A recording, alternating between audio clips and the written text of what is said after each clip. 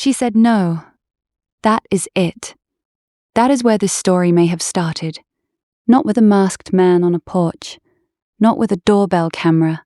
Not with ransom notes demanding $6 million in Bitcoin. With a conversation between a mother and her daughter about money. Nancy said no, and 3 days later, she was gone. This channel has been quiet. I know that. You have been watching this case from every angle while Deep Discovered went dark, and I want to be straight with you about why.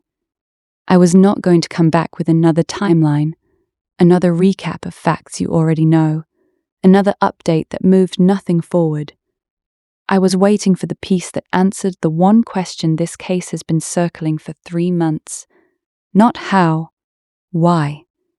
Why would someone execute that level of operation against an 84-year-old woman while she slept? Why that house? Why that woman? Why that level of planning? The surveillance, the disguise, the weapon, the specific backpack from Walmart, the flower pot moved to cover the camera by someone who had clearly been on that patio before. This week, a claim surfaced that, if verified, may answer that question entirely. And even before we get to the claim, the financial trail surrounding this case has been building for months. Documented, public record, verifiable. When you line it up in order, it stops looking like a series of coincidences. Before we go any further, I need to say this clearly because I refuse to operate any other way on this channel. The loan claim has not been confirmed by law enforcement. It has not been confirmed by the family. It has not been denied. It comes from one source, investigative reporter JLR, Jonathan Lee Riches, who has been on the ground in Tucson since the first week of this case. We are going to treat it as what it is, an unverified but significant claim that deserves to be placed inside the verified financial picture and examined honestly. Not as fact, as a question that the documented evidence makes impossible to ignore. Subscribe to Deep Discovered if you are not already here. Hit the notification bell. Drop a comment below, telling us where in the world you are watching from tonight. Now, let us follow the money. Jonathan Lee Riches, known online as JLR Investigates, has been one of the most consistent on-the-ground reporters covering this case since day one. He has broken details before they surfaced elsewhere. He has been inside this investigation in ways that most journalists have not. This week, he posted 2 things on X that stopped the internet cold. The first, I'm told Annie asked Nancy Guthrie for a loan before she vanished from her home. The second, Nancy Guthrie told them no, she will not be giving them money, so I'm told. Them. Not Annie alone. Annie and her husband Tommaso Cioni. JLR said he received this from someone very close to the family. He did not identify the source. He did not name an amount. He did not specify when the conversation happened or what the money was for. And let me be completely transparent. Law enforcement has not confirmed this. No news outlet has independently verified it. The family has not addressed it publicly. But here is what makes it impossible to dismiss. It did not land in a vacuum. It landed inside a case that had already been generating financial questions for 3 months. And when you place that claim inside what is already documented, the picture it completes is one that investigators have been building from the very beginning. Let us start with what is publicly verifiable. Nancy Guthrie's home in the Catalina foothills, the home she has lived in for over 50 years, is valued at approximately $1 million. That is public record. It sits in one of the most desirable neighborhoods in the Tucson area. Prime real estate, decades of appreciation, the kind of asset that does not decrease. 4 miles away, Annie Guthrie and her husband Tommaso Cioni own a home valued at approximately $650,000, also public record. A $350,000 gap between the home of the mother and the home of the nearest daughter. On its own, that gap means nothing. Parents often have more than their children. That is normal. That is not suspicious. But when you are trying to understand why someone would target Nancy specifically, why this woman, why this house, why this level of calculated, premeditated operation, the value of what she owned becomes directly relevant. Because in cases where an elderly person is harmed by someone within their own circle, the most common motive is not rage, it is not revenge. It is access. Access to assets that become available when the owner is no longer present to say no. 8 months before Nancy disappeared, an unverified document circulated online that appeared to show Tommaso Cioni signing a durable power of attorney naming Annie as his agent over his financial and property matters. The date on that document was May 2025. Legal experts who reviewed it publicly said this type of instrument is standard, the kind that gets executed during a mortgage refinance or a real estate closing. One person with a legal background commented it was clearly related to a loan transaction between Tommaso and Annie and nothing more. And maybe that is exactly what it was. But here is the sequence when you place it inside the timeline of this case. May 2025, power of attorney signed. Sometime before January 31st, Annie and Tommaso allegedly ask Nancy for a loan. Nancy says no. January 31st, Nancy has dinner at Annie and Tommaso's house. Tommaso drives her home. February 1st, Nancy is gone. You can dismiss any single item in that sequence as coincidence, but the sequence itself has a direction, and the direction is financial. Now let us talk about what has been happening at Nancy's home while she is still listed as a missing person. Photographs surfaced in recent weeks showing people at Nancy's Catalina Foothills residence loading items into vehicles. Annie's Honda CR-V was visible in those photographs. Boxes were being carried out of the house. Let me be precise about what that means legally. Nancy Guthrie has not been declared dead. No death certificate exists. No probate proceedings have been initiated. No court has issued an order authorizing anyone to remove personal property from the home of a woman whose disappearance is classified as an active federal kidnapping investigation. And items when leaving that house. JLR Investigates posted a question that spread faster than almost anything this case has generated. Someone plans to move into Nancy Guthrie's home. Who could it be? The response that got the most traction was simple. Someone who cannot pay their own property taxes. There is no confirmation that Annie and Tommaso are planning to occupy Nancy's home. But between the boxes, Annie's vehicle photographed at the property repeatedly, and the fact that Tommaso was observed moving through the house and garage with visible familiarity on the same day ransom notes were hitting TMZ, people are connecting dots. And the picture those dots form is a family that appears to be preparing to assume control of a property that does not legally belong to them yet, because its owner has not been declared dead. I want to talk about something I have never addressed directly until now. Every protection Nancy Guthrie did not have on the night she was taken had a price. A Nest camera subscription, $15 a month, a medical alert pendant, less than $1 a day, an overnight home health aid in Tucson, a few $100s a week. These are not extraordinary expenses. They are basic precautions that families with aging parents living alone put in place as a matter of routine. The Guthrie family had the resources to provide all of it. Savannah Guthrie is one of the highest-paid broadcast journalists in the country. The combined income across 3 adult children is more than sufficient to have covered every one of those protections with a single phone call. None of it was done. Nancy was left in a $1 million home with a lapsed camera subscription, no alarm, no medical alert, no overnight help, and hearing aids she removed every night, making her completely deaf to the world from the moment she went to bed. If Annie was in a position where she needed to ask her 84-year-old mother for money and was refused, then the question of why nobody provided basic safety infrastructure for Nancy takes on a weight it did not have before. It stops looking like an oversight. It starts looking like a vulnerability that someone under financial pressure may not have seen as a priority to fix.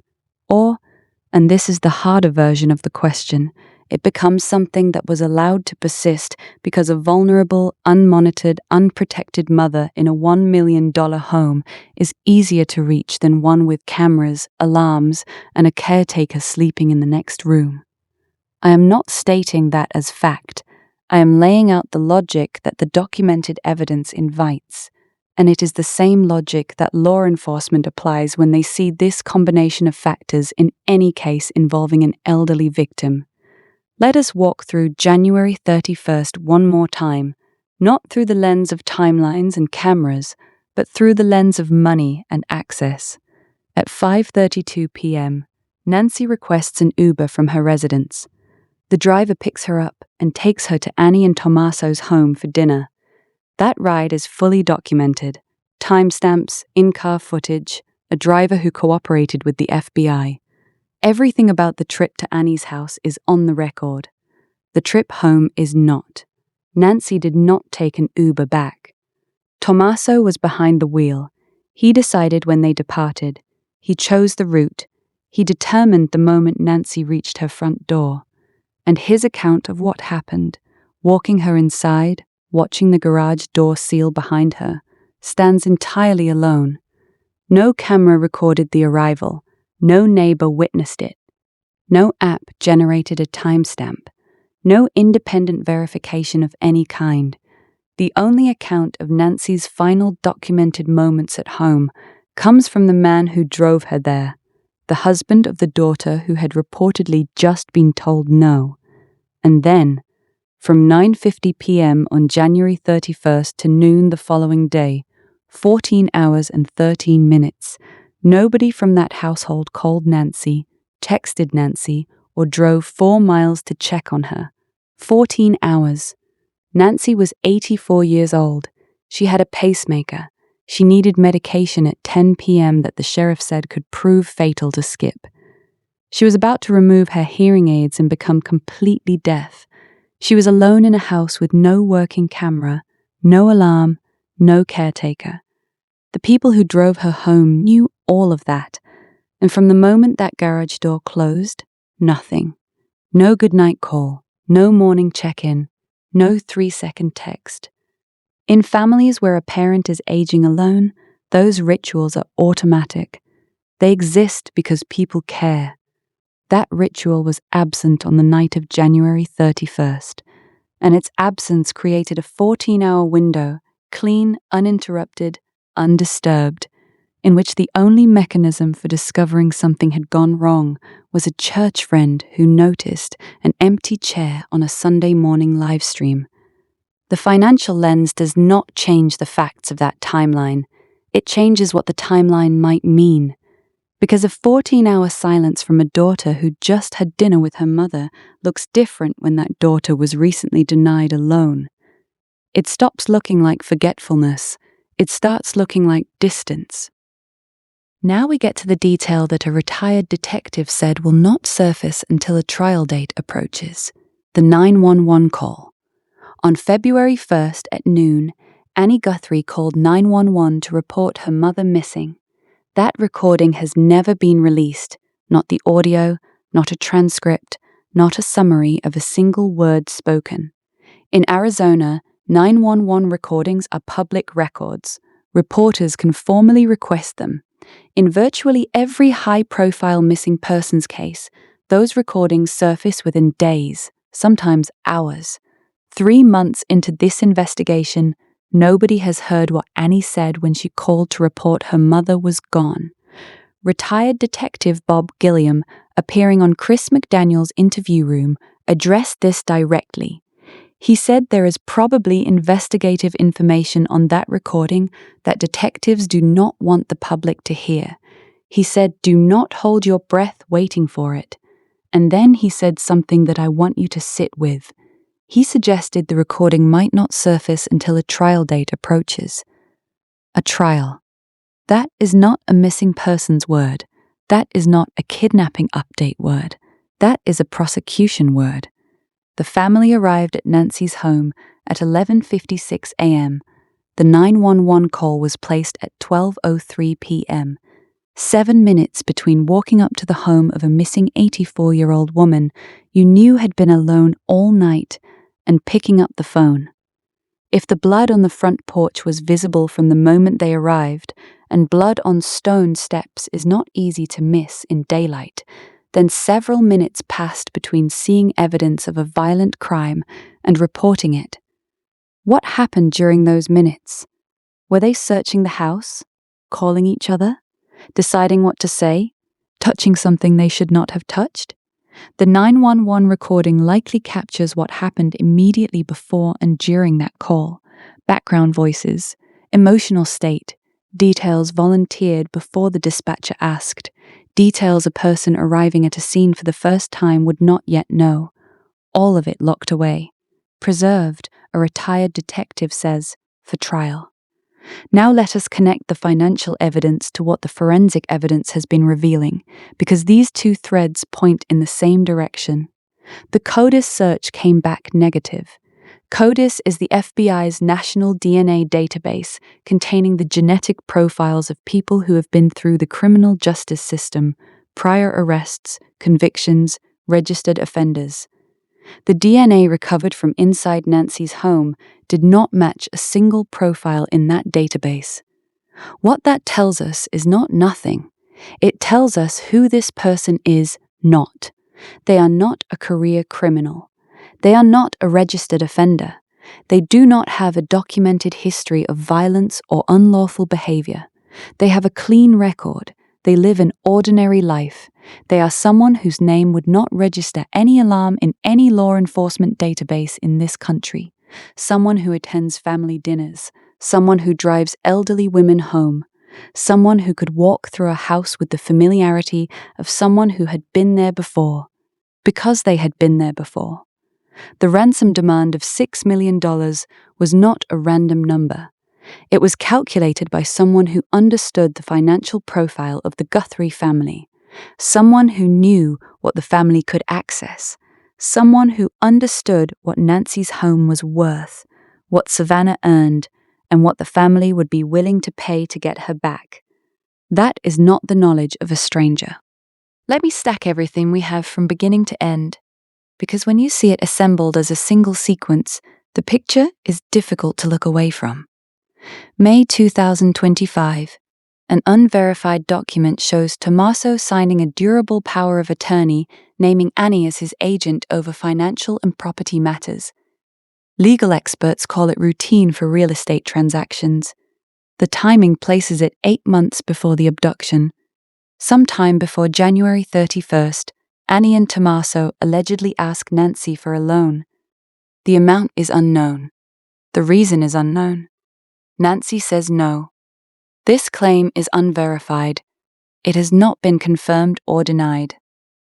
January 31st at 5:32 p.m., Nancy takes a documented Uber to Annie and Tommaso's house for dinner. January 31st at approximately 9:50 p.m., Tommaso drives Nancy home. The ride is undocumented. No third-party camera. No rideshare log. No independent witness. The only account of this trip comes from Tommaso. From 9:50 p.m. to 12:03 p.m. the following day, 14 hours and 13 minutes. No call, no text, no visit. From the people who live 4 miles away and who had just spent the evening with a woman they knew would be alone, deaf, and dependent on medication she could not afford to miss. February 1st, at 1:47 a.m., the doorbell camera captures a masked figure on the porch, armed, gloved, carrying a backpack, moving with the deliberate confidence of someone who had been on that property before. February 1st at 2:28 a.m., Nancy's pacemaker disconnects from her phone. She has been moved beyond Bluetooth range of the nightstand where the phone was left. February 1st at 11:56 a.m., Annie arrives at Nancy's home. February 1st at 12:03 p.m., the 911 call is made. 7 minutes after arrival. Currently sealed by investigators. A retired detective says it is being preserved for trial. February through March, Annie's Honda CR-V is seized by law enforcement and held for over 40 days, submitted to what has been described as exhaustive forensic analysis. 40 days is not standard vehicle processing for someone who has been publicly cleared. April 30th. JLR investigates posts that someone plans to move into Nancy's home. Photographs show boxes leaving the property, no probate, no death certificate, no court authorization. May 2026, CODIS returns negative. The DNA belongs to someone with no criminal record, someone living an ordinary life, someone with specific knowledge of the family's finances, someone who knew enough to ask for exactly $6 million. Every video before this one showed you how Nancy Guthrie was taken. This one shows you why someone may have decided to take her. And the answer, if the claim is real, if the financial trail is what it appears to be, starts with a conversation most families have had in some form. A parent and a child, a request, and a no. I want to be clear about something before this video ends. Annie and Tommaso Cioni have not been named as suspects by law enforcement. Sheriff Nanos has publicly cleared the family from active suspicion, but Nanos has also said in a separate interview that nobody is cleared. Those two statements cannot both be entirely true, and this investigation is still very much open.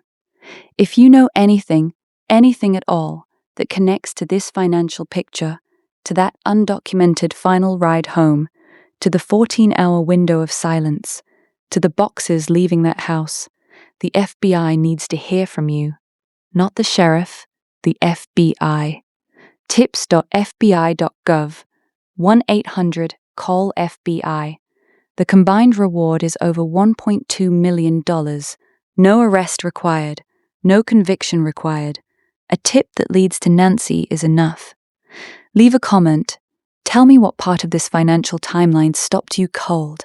Tell me what you think the loan conversation means for this investigation. Tell me where in the world you are watching from. And if this video found you for the first time, welcome to Deep Discovered. We do not chase headlines. We do not traffic in rumor. We follow the documented trail, and we tell you clearly when the trail runs into the unverified.